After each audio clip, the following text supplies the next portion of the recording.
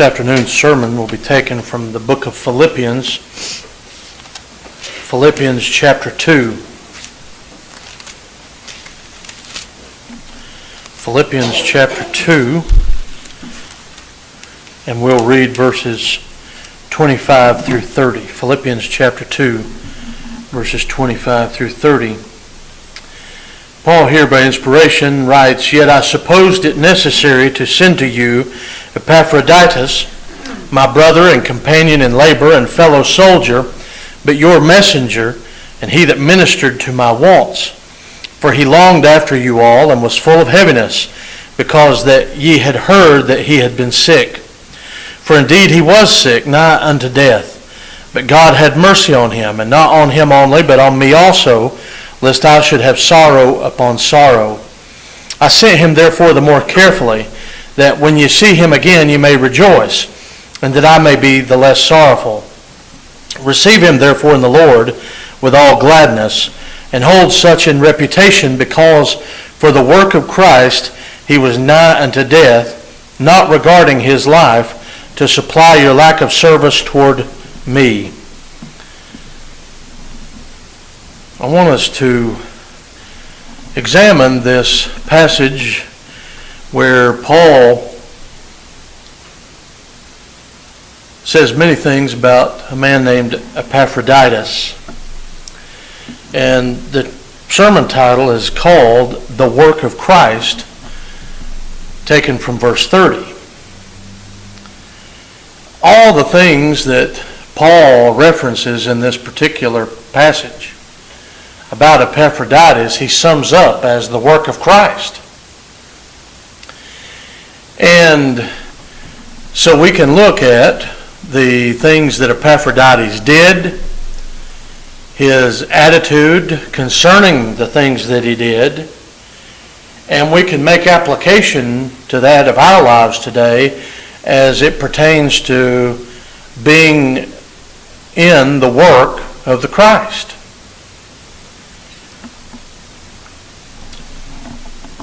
The first thing we notice, or perhaps the thing that sticks out to us as we read this about Epaphroditus and his work of the Christ, is his selflessness.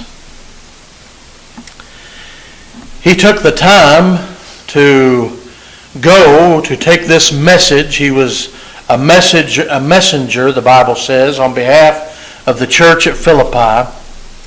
And we know from other passages that he did indeed take some financial aid to Paul, but what Paul really needed, more than even financial means, as he was under house arrest, was manpower. He needed individuals that could bring him good news from congregations around about, that would lift up his spirits, who could travel letters back to and fro to places as he was unable to move around at this particular period. It seems that at the time Epaphroditus got back, or at the time that this letter was received, that Paul was on the verge of being released. And so that was more good news to the church at Philippi. But Epaphroditus was a messenger, and he was a gift bringer, if you will. And he left his home and he traveled to be a minister, or one who would serve Paul, and basically be as Paul referred to him as, a fellow companion in the work of Christ, a companion in labor, a fellow soldier. But he starts out by saying, first and foremost, he's my brother.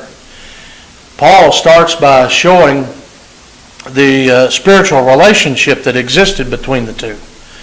And he says, he's my brother. That relationship exists in the very essence of being a Christian, doesn't it? That relationship exists even if Epaphroditus had not come to Paul's aid.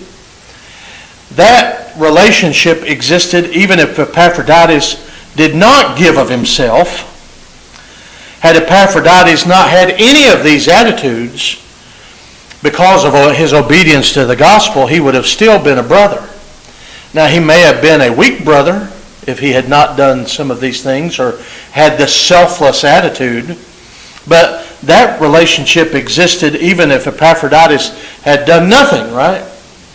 But he says he's my brother and companion in labor. So Paul says not only is he my brother, that relationship that came from being born again, but he's gone beyond that relationship of being born again to being a companion in labor. In other words, we're doing the same work. Evangelizing, spreading the gospel, aiding in that.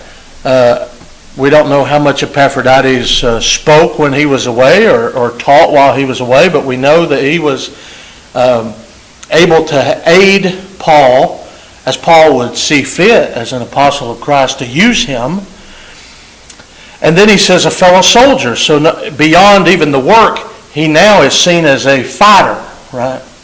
He's seen as one who is willing to take the fight to the enemy, the spiritual enemy, and also to be wounded.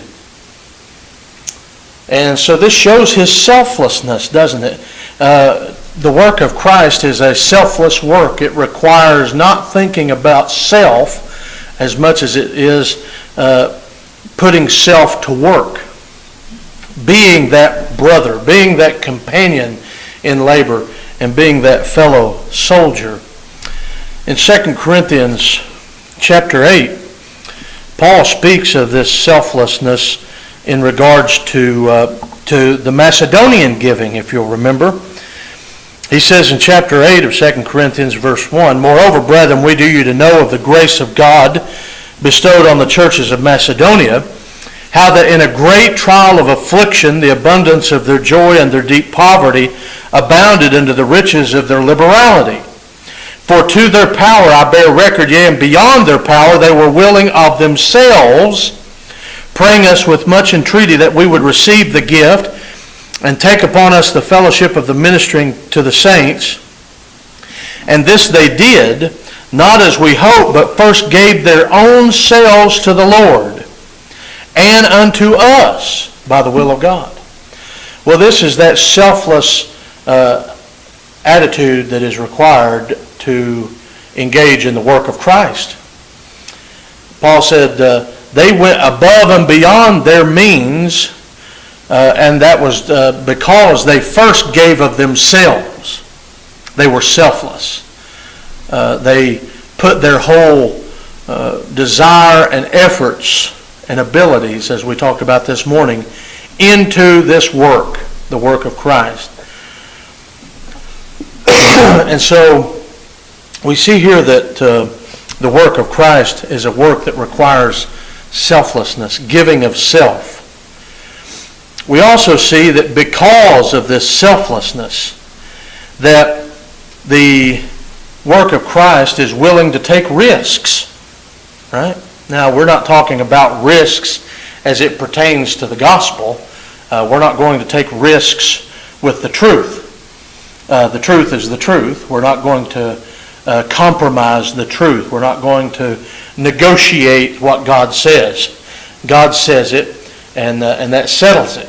The risks come from taking that stand, right? The risks come from making a stand that we will not compromise.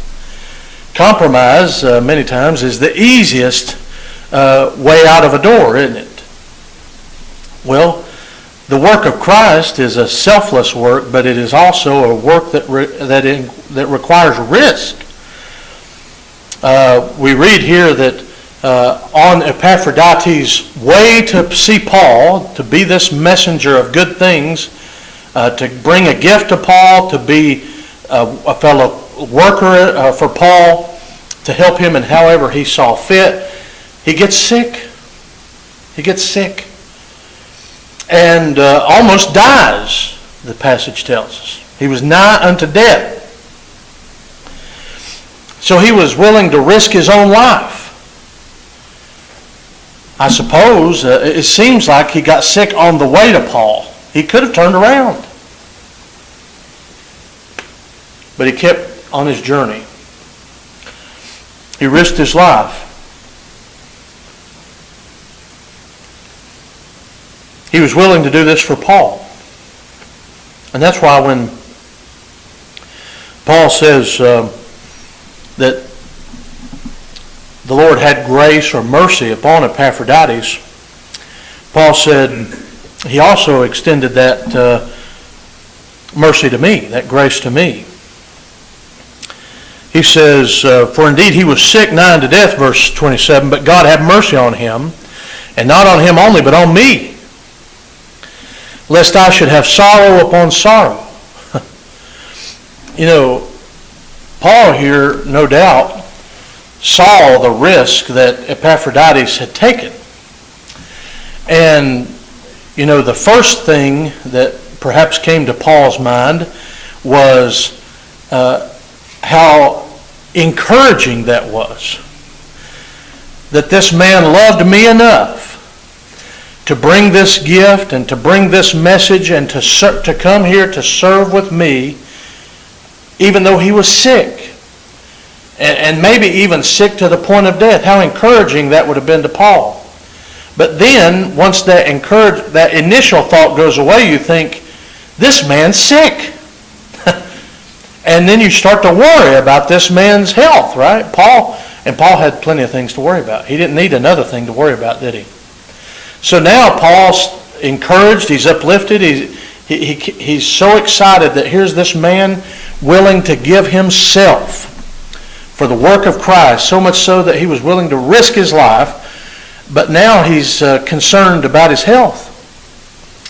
And he said the fact that God had mercy on him and allowed him to get back to his health was a show of mercy to Paul, because now Paul said, look, the last thing I needed was one of these good messengers to come and die, and that would have really brought me down. You know, I've got enough going on, and now I would have had to have worried about that. And that would have been just miserable on Paul, I think is the idea. And he says that I should have sorrow upon sorrow. You know, he's already in prison, and then now he's got a friend, a fellow brother, a fellow companion, a fellow soldier who's sick, away from home, right? And now, had he passed away on this trip, it would have been sorrow upon sorrow. So he was willing to risk his life to serve, to work with Paul. And of course that in verse 30 is referred to as the work of Christ, isn't it? Now that doesn't mean if you're dying that you need to go out and go back to work, right? It just shows his attitude. It shows his willingness to risk his life. Today we might see this risk, as I mentioned, in people wanting us to compromise the truth so that we don't take such a strong stand about the truth. That might come in the form of ridicule or mocking or laughing or scorning, or taking away of opportunities. People may not have the opportunity to receive a promotion because they are not willing to compromise on the truth, or they may not get a particular job that they're qualified for otherwise, but because they're not willing to look like the rest of the world or act like the rest of the world, or because of what they teach, they may not get that job. Some form of economic persecution may take place. These are all risks. They're what the Bible tells us are counting of the cost. There's a cost to working the work of the Christ. Epaphroditus took that because he was selfless. He didn't think of himself. He thought about what good can I do for Christ. And when he thought, what good can I do for Christ, helping Paul was an important thing. And so that was a great attitude, and he was willing to take that risk. People have taken risks and lost, as I mentioned, financial opportunities, economic opportunities. People have lost many friends. I'd say everybody in this room has lost friends because we have Bible studies and individuals determined that they didn't particularly like what the Bible had to say. Reputation. You know, people don't like to be called intolerant or other names that are used derogatorily. But these are risks that we take for the work of Christ. But it starts with that selfless attitude. So the selflessness leads to being willing to take risks. And then, obviously, being selfless means that I'm not as much concerned about me as I am for others. Paul, in verse 25, says, I supposed it necessary to send to you Epaphroditus, my brother, my companion in labor, my fellow soldier, your messenger, he that ministered to my wants or my needs. Epaphroditus had an impact on Paul, didn't he? And for Epaphroditus to have an impact on Paul was important for the world. Look at the impact Paul had on the first century church. So anyone that was impactful on Paul was indirectly impacting the rest of the church, were they not? Helping Paul helped Christ. Helping Paul helped many, many people around the world at that time in the church. And Paul had needs, and some of those needs were met financially, but I think primarily the need for companionship, the need for fellow laborers to send and to go. Epaphroditus made an impact on Paul. And those who work for Christ are going to have an impact on others. There's just no way around that. The church at Philippi obviously had high regards for Epaphroditus. Why? He must have had a great impact on them too. Verse 25, he refers to Epaphroditus as your messenger. I don't know if the church there specifically chose Epaphroditus or if he volunteered or a little bit of both. But Epaphroditus was well respected, or they wouldn't have sent him on their behalf to Paul, would they? And then in verse 26, it says, for he longed after you all. He longed after you all. Paul longed after them all. That's the reason in many of his journeys he came back around and visited them. It wasn't that he was homesick, it was that he was concerned about their well-being, spiritually more than anything. But here's a man who was sick, and he was concerned about his home congregation's well-being. So much so that he longed after them. And he was full of heaviness, always thinking about them. He was concerned about others. He was obviously concerned about Paul, and he was concerned about the fellow Christians at Philippi. He no doubt missed them. He didn't see them as he once did, because now he's out of town. And then he says he was heavy because you had heard that he had been sick. I think this is interesting because he didn't want them to be worried about him. So here he is away from home, and what's he doing? He's concerned about his brethren. And then he's heavy, he's burdened because he don't want them to be overly concerned about him. See, but the thing is, brothers in Christ, we all concerned about each other, aren't we? I mean, that's the way it's going to be. That's the very nature of brotherhood. But he was concerned. He didn't want them to, I guess at this time, he knew that he was going to be okay. And the brethren back at Philippi may have thought, they didn't have Facebook and Twitter. So they may have gotten news that Epaphroditus was sick to death. And so Epaphroditus might have been getting his health back and concerned that, they think I'm almost dead. And they might be worried about me. So Paul said, we're going to send you back. Number one, it's good for your health. You need to get back home. Number two, it's going to be good for the congregation there to see you. You've already uplifted me. And you've done a great work for me. And I'm almost out of my chains. So that was something that helped too. Had he going to be in house arrest for much longer, he would have probably needed more help. But I think Paul was thinking here, I'm almost done with this. You go on back home. you're going to do me good because I want you to be healthy. You're going to do the church there good because they're going to be very glad to see you and know that you're healthy. And it says when they see you, they will rejoice, right? Receive him, verse 29, in the Lord with all gladness, and hold such in reputation. And then verse 28, I sent him therefore the more carefully, that when you see him ye may rejoice, and that I might be less sorrowful. In other words, I'm glad he's back home. I don't have to worry about him. He's back home. So the work of Christ here requires selflessness. It requires risks. It impacts others. Look at the impact that this man had on Paul, on the congregations that Paul was writing to, on his own congregation.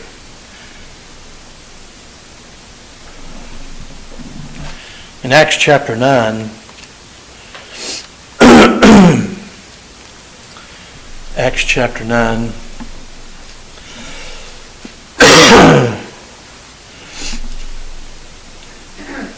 verse 36, we read, there was at Joppa a certain disciple named Tabitha, which by interpretation is called Dorcas. This woman was full of good works and alms deeds, which she did. And it came to pass in those days that she was sick, and she died. Whom when they had washed, they laid her in an upper chamber, and forasmuch as Lydda was nigh to Joppa, and the disciples had heard that Peter was there, they sent unto him 2 men, desiring him that he would not delay to come to them. Then Peter arose and went with them. When he was come, they brought him into the upper chamber, and all the widows stood by him weeping, and showing the coats and garments which Dorcas made, while she was with them. But Peter put them all forth, and kneeled down, and prayed, and turning him to the body, said, Tabitha, arise. And she opened her eyes, and when she saw Peter, she sat up, gave her his hand, and lifted her up. And when he had called the saints and widows, he presented her alive. And it was known throughout all Joppa, and many believed in the Lord. And it came to pass that he tarried many days in Joppa with one Simon, a tanner. You know, here we read of a woman named Dorcas who it seemed had the same impact on others as Epaphroditus. You know, when you think of people having impact, you think of people like this in Acts chapter 9. Notice the impact she had on those around her. The people loved her so much. Now, obviously, they loved her because she was a dear friend, a dear sister, right? And that's what Paul pointed out first about Epaphroditus, his brother. But then he said, more than a brother, he's a companion in labor and a fellow soldier. And you look at the work that Dorcas did, they loved her not just because she was a sister, but look at all the good things that she had done, the impact she had on the people around her. They called for Peter, desiring that he would come. No doubt in my mind that Peter had heard of this woman's name. He wasn't being called to a woman's house who he didn't know or had never heard of. I'm convinced that Peter knew of this woman and her works and her deeds. And when he came in, the widow stood by him weeping and showing the coats and garments that she had made. Here's a woman that saw the needs of others, and she put her abilities to work for those around her, didn't she? Making coats and garments, having the impact that she could have. And she probably had an impact on those people that she didn't even know how impactful she was. But these people did. They knew, they respected her and loved her because of the good deeds that she had done. And of course, when she opened her eyes and Peter told her to sit up, and he presents her to the people, she had already had an impact on the people around her, individuals who had a need, the widows. Who knows who else she had an impact on? These are just the ones mentioned. But God saw that he could impact a lot more people with her one more time, didn't he? It says, when it was known throughout all Joppa, many believed in the Lord. So God took this good, godly woman who had an impact on people while she was alive, and he allowed Peter to raise her from the dead to impact how many more people? These people heard that this great woman who did great works had died, and that the Apostle Peter had the power of God to raise her from the dead. And what did that lead to? People believing. So God used her again to impact people, to bring people to faith. And, we talk about doors of opportunity. And this door of opportunity is not going to come to us. We're not going to be raised from the dead. Those miracles have ceased. But the principle still exists. God finds workers to go to work. People a lot of times, and I've done this too, we've all said it, I'm too busy. I'm too busy. Usually people who are willing to work are busy. So when God needs something done, He's not going to go to a lazy person. They're going to have plenty of time. Right? The people who have plenty of time aren't the people God needs, though. He needs people who work. Lazy people got all the time in the world, but they're lazy. They don't do anything. So God's not going to call them, right? So when opportunities arise, and we talk about doors of opportunity, it might catch us when we feel too busy, right? Because God uses people who are busy to get to work. That's the kind of people that do the work of Christ. Busy people are people who work for Christ. So we see the impact that people have as they labor for Christ.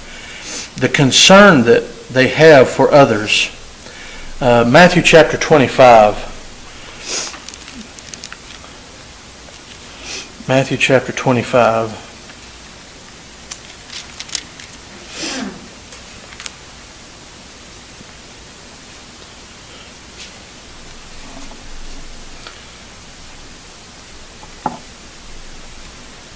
This is a well-known passage. But Jesus says, using a parable, if you will, in verse 34, "Then shall the king say unto them on his right hand, Come, ye blessed of my Father, inherit the kingdom prepared for you from the foundation of the world." So here the idea is that there's a king preparing a place for the sheep who are on the right hand, and those on the left hand are referred to as goats. And they will not be entering into the kingdom of heaven because they're not prepared. Well, what made it so that the sheep or the people on the right hand were prepared to enter into the kingdom of heaven? Verse 35, he starts to explain. Here's what prepared these people to get to heaven. "For I was a hungered, and you gave me meat.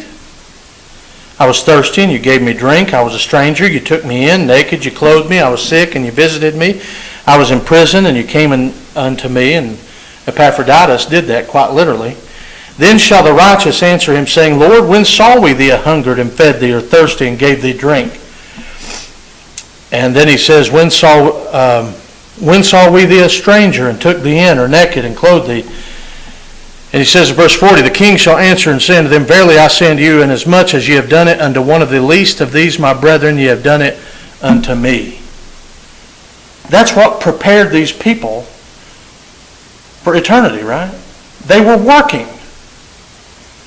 They were doing works, good works. Dorcas was doing good works, right? She was, and it doesn't necessarily have to be food or water or clothing. Those are just necessities of life that represent all the good works that we can be doing to help people who are in need. The number one need that people have is their spiritual need. They need to be told that there's a way to get to heaven and a way out of being lost. There's a way to get out of darkness and into light. That's their number one need. And if we are doing those things, if we're concerned enough, I think this is missed in this particular text. If we're concerned enough to make sure that people have food and water and clothing, which is important, but if we're concerned about that, our first priority is going to be about their soul, right? Because what good would it do for them to have clothing and shelter and food and drink and end up in hell? We've not done those people any good except, have a full belly. We've not done them any good. So I think here the idea is they're always looking for good to do in order to bring about the ultimate good, and that is for people to go to heaven. So the work of Christ is a selfless work. It's a work that takes risks. It's a work that impacts others and shows concern for others. And ultimately, it's a work that honors Christ and His church. People who get into certain fields of work or jobs, they do it for any number of reasons. Some people get into fields or jobs maybe because they want to be famous, right? Maybe they want their name up in lights, or they want to be seen. They want to be rich, whatever the case is. And then there are people who say, well, I did this because I want to help people, or I want to teach people, or I want to do this. Ultimately, the work of Christ is all about honoring Christ and bringing glory to the church, because that's where people can find salvation. And if we are going to be workers in that church, if we are going to do the work of Christ, we have to look at the example of Epaphroditus and make sure that the glory and the honor is given to the right place. Paul here is given some measure of honor by Epaphroditus, but it's not honor that is worship-like. You know what I'm saying?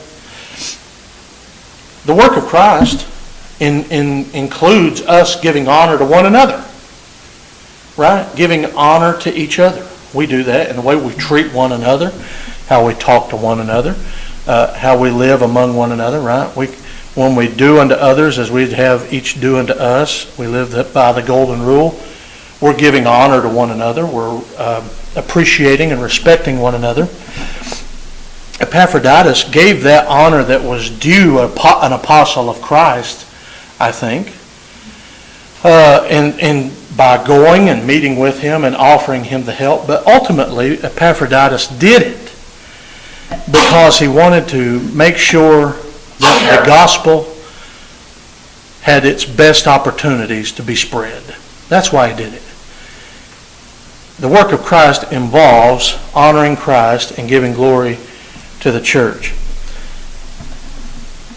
When Epaphroditus, Paul gave due honor back to Epaphroditus too, because he named him several times here. But look, I think, who received the most honor from the work that Epaphroditus did, other than Jesus, because that's the work that he was endeavored in, the work of Christ. I think it's the church at Philippi. I think, from Paul's standpoint, and maybe from our standpoint, if Epaphroditus represents that congregation, that's a good congregation. You know what I'm saying? So who did Epaphroditus bring honor to? Did he bring it to himself? I don't think so. I think he honored his brethren by showing that he was a good representative of them.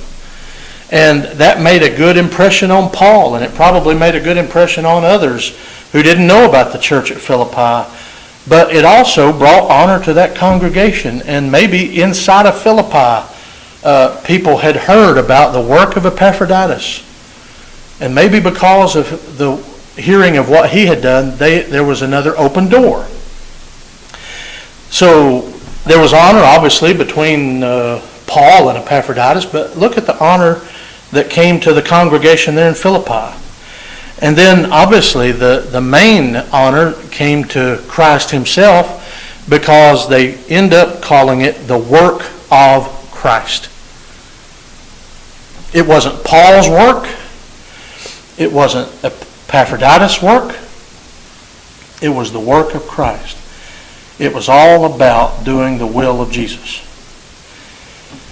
And of course, this goes back to that selfless attitude. These individuals, every individual named here is worthy of honor. And the reason they're worthy of honor is because they didn't seek honor. You know, it's interesting that perhaps the most humble among us are the ones who deserve the most praise. But it's because they don't seek praise. They're seeking to honor God. And all that matters ultimately is, in the end, God knows that we're working for him. That it's not about us. We need to give honor to those who deserve honor, like Paul and Epaphroditus, but we honor them not because of who they are, but because of what they did. And because of what they did, many souls had the opportunity to hear the gospel. Many souls had the opportunity to be saved. And we have this record to help us live our lives and go out into the world and help save others. That's why we honor them. So we're not to be focused on self. We're not to be focused on what we do necessarily as good works, but we need to be focused on the results. Why do we do those good works? To bring about glory to the Christ and his church. Epaphroditus and these other examples that I've added to our lesson this afternoon are examples of selfless Christianity. Giving of self, risking, taking a risk for the cause of Christ. And it really shows us what the work of Christ includes, doesn't it? Selflessness, risks, the impacting others, being concerned about others, and making sure that we don't seek honor, but we seek to honor Christ and his church. If we do these things, we can be that light on a hill that Jesus calls upon us to be, who can usher more people into the church and bring more people to the cause of Christ. And so, if anyone needs to obey the gospel, the invitation is extended. If you've already obeyed the initial steps of obedience, hearing the word, believing, repenting of past sins, confessing that Jesus is the Christ, and being immersed in water to have your past sins washed away, having been added to the Lord's church, but have some need, if it's of a private nature, take care of it privately. But if we can assist you in any way, we're here to do so as brothers in Christ. And so if we can help you in any way, come now as we stand and sing.